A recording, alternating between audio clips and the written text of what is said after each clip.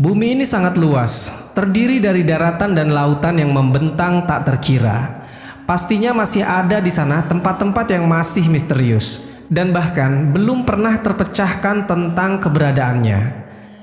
Di video kali ini kita akan bahas tempat-tempat tersebut berdasarkan apa yang ada di dalam Al-Quran.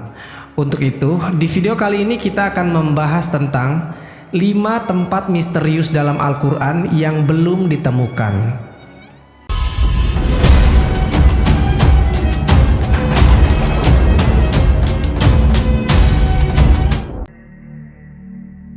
Assalamualaikum warahmatullahi wabarakatuh. Sobat Jazirah Ilmu yang dimuliakan Allah, semoga kita selalu dalam keadaan sehat walafiat. Amin ya rabbal alamin. Bumi kita memiliki luas sekitar 500 juta kilometer persegi. 70%-nya adalah lautan. Luas daratannya hanya sekitar 149 juta kilometer persegi. Menurut para peneliti, manusia telah 90% menjelajahi daratan, sedangkan lautan hanya sekitar 57,8% saja. Itu berarti masih ada tempat-tempat yang masih belum terjamah oleh manusia. Ini yang menjadi menarik untuk dibahas. Apakah tempat-tempat yang belum terjamah tersebut merupakan salah satu dari tempat yang misterius yang ada di dalam Al-Quran dan hadis?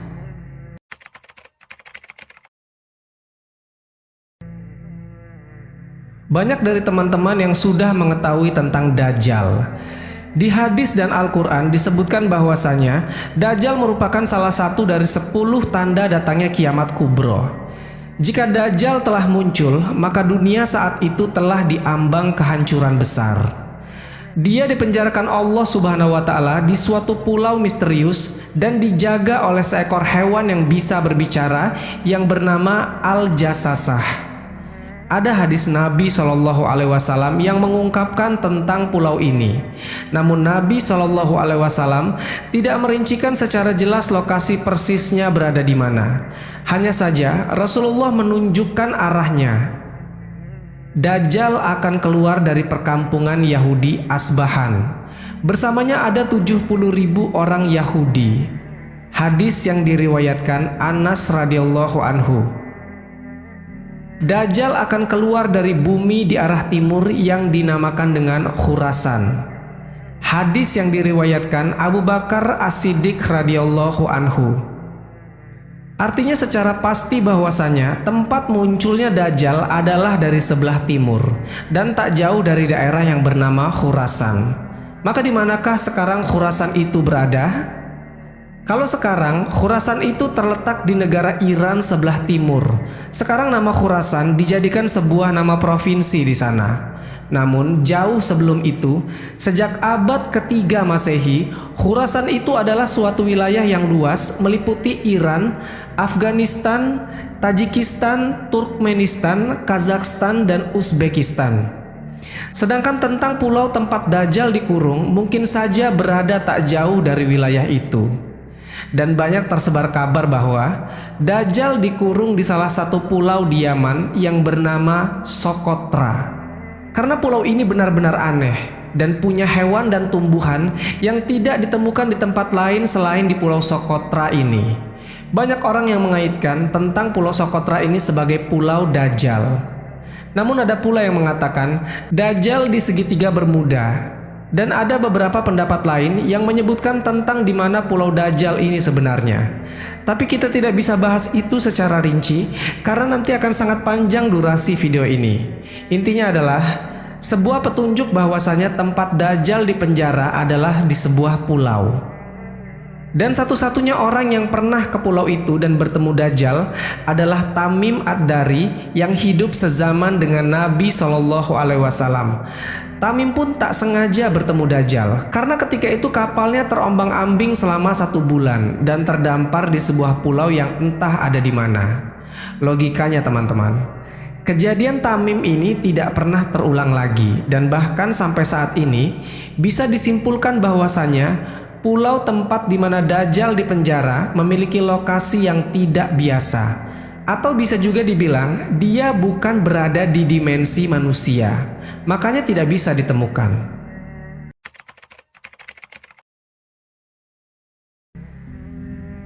Teman-temanku seiman, Ainul Hayat merupakan sebuah telaga atau sebuah tempat yang memiliki mata air yang kalau airnya diminum, maka orang itu tidak akan mati sampai hari kiamat, kecuali dia memohon kepada Allah Subhanahu wa Ta'ala untuk dimatikan. Kisah tentang tempat Ainul Hayat ini berhubungan erat dengan dua tokoh besar, yaitu Raja Zulkarnain dan penasihatnya yaitu Nabiullah Khidir alaihissalam. Ada sebuah riwayat dari As-Salabi dari Imam Ali. Suatu hari Raja Zulkarnain bertanya kepada malaikat tentang bagaimana ibadahnya malaikat kepada Allah Sang Pencipta. Kemudian malaikat pun memberitahu kepada Zulkarnain bahwasanya ada malaikat yang sejak dia diciptakan, dia selalu sujud dan tak pernah mengangkat kepalanya untuk selamanya. Karena dia tidak mau menyia-nyiakan waktu untuk selalu beribadah kepada Tuhannya. Maka Zulkarnain yang mendengar penuturan dari malaikat itu, dia menjadi tertarik. Sebab Zulkarnain ingin hidup abadi supaya dia bisa lebih lama beribadah kepada Allah Subhanahu wa Ta'ala. Lalu dicarilah telaga itu oleh Zulkarnain dan Khidir alaihissalam beserta dengan pasukan kerajaannya. Kemudian mereka menemukannya di tempat terbitnya matahari. Tempat itu digambarkan sebuah tempat yang gelap, namun bukan seperti gelap malam hari, tapi gelap karena ada semacam asap atau kabut tebal. Dan singkat cerita, yang meminum air dari telaga itu hanyalah Nabi Khidir alaihissalam. Zulkarnain tidak meminumnya. Makanya ada khilaf dari para ulama. Ada yang mengatakan bahwasanya Nabi Khidir masih hidup sampai hari ini. Tapi ada juga yang mengatakan Nabi Khidir sudah wafat. Kemudian pada abad ke-14 ada seorang penjelajah yang bernama Juan Ponce de Leon yang diutus oleh seorang raja yang bernama Raja Ferdinand. Ponce de Leon ditugaskan dalam memimpin ekspedisi pencarian mata air keabadian atau dalam Islamnya disebut dengan Ainul Hayat. Tapi sampai akhir hayatnya, Ponce de Leon tidak menemukannya. Dia tewas karena dipanah oleh suku pedalaman dari India. Artinya teman-teman, tempat ini masih misterius sampai hari ini. Bayangkan saja, jika tempat ini sudah benar-benar ditemukan, pastilah orang-orang di seluruh dunia akan meminumnya dan tak akan lagi takut akan kematian. Allah Subhanahu wa Ta'ala memberikan apa yang kita butuhkan dan bukan apa yang kita inginkan.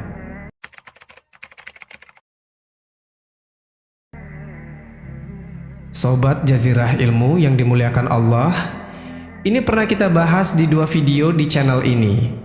Tembok ini ternukil di dalam Al-Quran surat Al-Kahfi dan beberapa hadis sahih.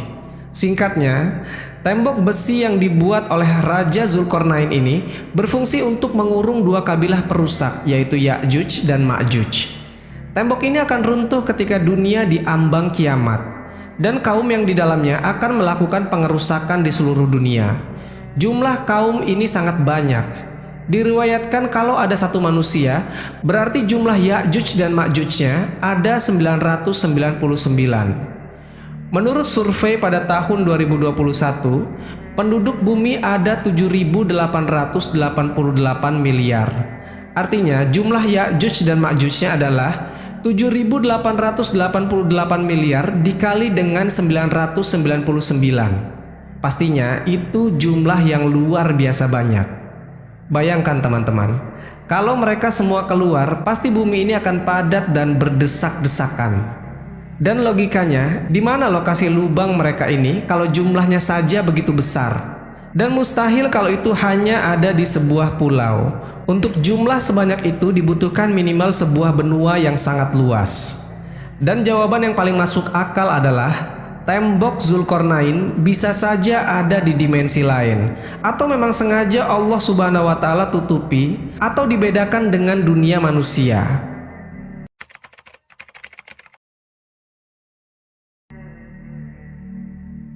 Teman-temanku seiman, tadi kita bicara tentang pulau, telaga, dan tembok misterius. Kali ini tempat yang misterius adalah sebuah gunung.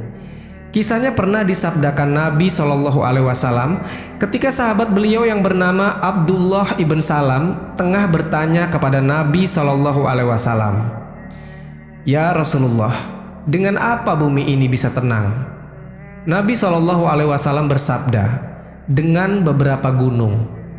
Kemudian Abdullah ibn Salam melanjutkan bertanya, "Lalu dengan apa gunung-gunung itu dikokohkan?"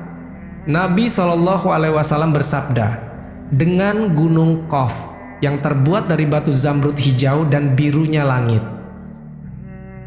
Dan para ahli tafsir mengatakan bahwasanya gunung Qaf merupakan induk semua gunung yang ada di dunia ini.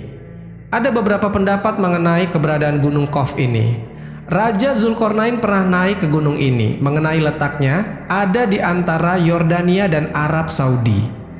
Namun ada juga berpendapat lain mengatakan letaknya ada di daerah Yaman. Selain itu, ada yang menyebut gunung Qaf berada di suatu daerah sebelum Persia, dekat tembok Ya'juj dan Ma'juj. Gunung Qaf dihuni oleh para rijolul goib dari wali Allah yang berjumlah 70 orang karena menjauhkan diri dari duniawi. Di sisi lain, ada pula yang mengatakan bahwa di dekat gunung goib ini ada sebuah pulau yang bernama Al-Khadr, yaitu tempat bertemunya arus sungai dan laut.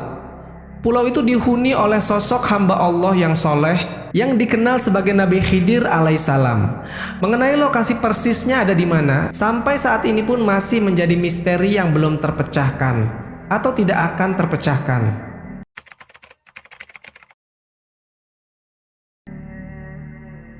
Kalau dinilai dari sisi kekayaan, mungkin sultan-sultan dari Indonesia tidak ada apa-apanya jika dibandingkan dengan Raja Sulaiman. Nabi atau Raja Sulaiman adalah sosok orang terkaya sebenarnya.